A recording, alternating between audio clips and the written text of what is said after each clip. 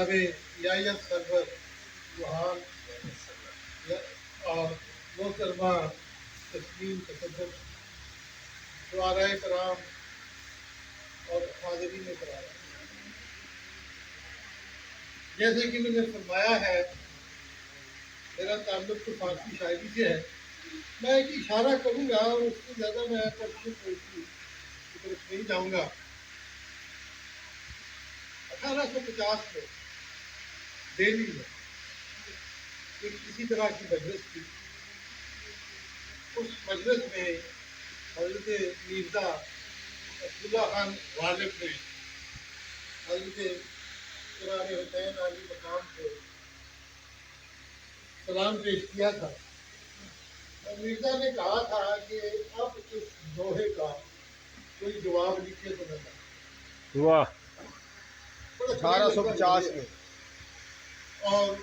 تقریباً 250 سال کے بعد میں نے اس کا جواب لکھا، واہ اور جو ہمارے دہلی کے جواہر لال نہرو یونیورسٹی میں فارسی کا ڈپارٹمنٹ ہے وہاں کا انہوں نے یہ بڑا نوحہ کہ انہوں نے کہا کہ اگر مرزا زندہ ہوتے آج وہ بھی مان جاتے۔ ماشاء اللہ میں دو تین اشعار جو ہیں وہ اس لوہے سے پڑھ کے پھر میں اسی کی طرف آؤں گا۔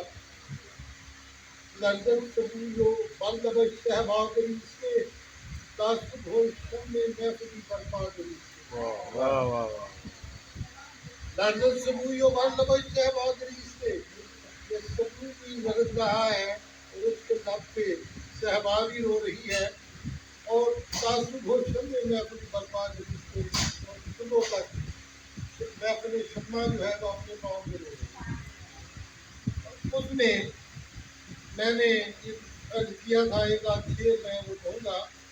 مادر نواز ماتم و مرغن کیا بال شاخ تاج یا برما گریز سے، اور عرض کیا ہے دئی نیمے صدے پیچھے شہادت خبر کی داد دئی مصطفیٰ سختی سردار شریف سے، کہ حضرت حسین کی شہادت سے آدھی صدی پہلے جب رسول اللہ صلی اللہ علیہ وسلم نے خبر دی، اس خبر کو دیتے ہوئے حسین کی شہادت کی آپ بھی ہو گئی۔